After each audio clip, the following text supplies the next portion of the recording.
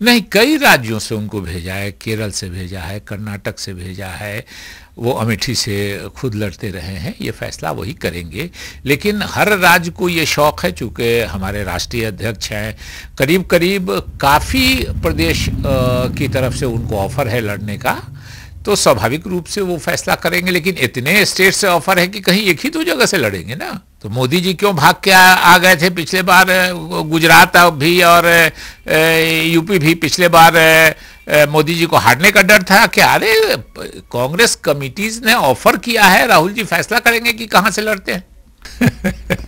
स्मृति ईरानी जी आज तक कोई चुनाव नहीं जीती और पिछले बार के चुनाव के पहले कपिल सिब्बल जी से दिल्ली में हारी, 1 लाख से ज्यादा वोटों से राहुल गांधी जी से अमेठी में हारी जब मोदी जी की लहर थी देश में। तो उनको कुछ बोलने के पहले सोच लेना चाहिए कि लोग हंसेंगे इस तरह की बातें सुन के। आज तक जो आदमी एक चुनाव नहीं जीता, राहुल जी 2004 में जीते, 2009 में जीते, 2014 में जीते और 2019 में भी जीतेंगे, लेकिन लगातार चुनाव हारने वाला जब इस तरह की बात करे, स्मृति ईरानी जी से जैसा लोग जो कभी एक चुनाव नहीं जीता, तो आप हंसने के सिवा और क्या कर सकते हैं? नहीं, बिल्कुल नहीं, बहुत बुरी तरह वो हारेंगी। वो राज्यसभा में ही हैं, उनको भी मालूम है। एक तरह से आप कह सकते हैं कि मोदी जी को भी रिजल्ट मालूम है, स्मृति ईरानी जी को भी रिजल्ट मालूम है, पहले भी मालूम था, अब भी मालूम है कि पिछले आज तक स्मृति ईरानी जी कोई चुनाव नहीं जीती हैं। राहुल जी के मुकाबले में, वो भी आज के राहुल गांधी जी के मुकाबले में स्मृति ईरानी जी को कोई चांस अगर कोई कहेगा भी तो लोग हंसने के सिवा और कुछ नहीं कहेंगे। पहले तो उनको ये बताना चाहिए कि 16,000 करोड़ गुना अमित शाह जी के बेटे की संपत्ति कैसे बढ़ गई इतनी जल्दी, ये बताना चाहिए ना।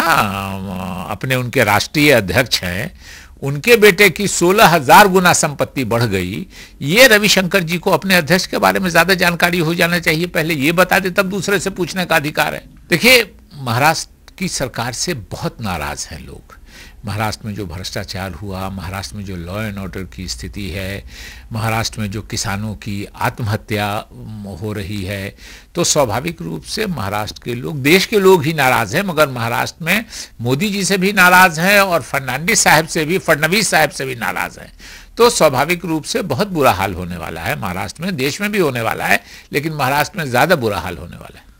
देखिए, ये बात सही है कि 34 सालों तक सीपीएम का शासन वहाँ रहा और सीपीएम से लोगों को निराशा हुई, तब उनको हटाया गया। ममता जी भी आई तो हमारे गठबंधन में, मैं ही वो इंचार्ज था उस समय, हमारा गठबंधन हुआ, उसके बाद वो जीत पाई। और लेकिन इतने दिनों में वहाँ के लोगों को भी निराशा है। तो स्वाभाविक रूप से राहुल जी ने जो कहा है वो ठीक कहा है कि अगर लोग विकास चाहते हैं, बदलाव चाहते हैं और बंगाल की तरक्की चाहते हैं, तो कांग्रेस को वोट देना ही एक अल्टरनेटिव है। नहीं, देखिए, जो चुनाव में जो सामने हमारा लक्ष्य अभी चुनाव का है, चुनाव के बाद क्या होगा ये हाइपोथेटिकल बात है। लेकिन अभी चुनाव में हम विकास की बात करते हैं, तरक्की की बात करते हैं, और स्वाभाविक रूप से सीपीएम के शासन में भी 34 सालों में विकास नहीं हुआ बंगाल का। ममता जी का भी लगभग 8 साल हो गया, जो बंगाल के लोगों की अपेक्षा थी वो पूरी नहीं हुई। इसलिए हमको लगता है कि इस बार कांग्रेस को अच्छी सीटें मिलेंगी पश्चिम बंगाल से। वो अपने दिमाग ही को कांग्रेस मुक्त नहीं बना सके। हर भाषण में कांग्रेस पार्टी, नेहरू गांधी परिवार, हमने क्या किया 5 साल में ये नहीं बताते हैं।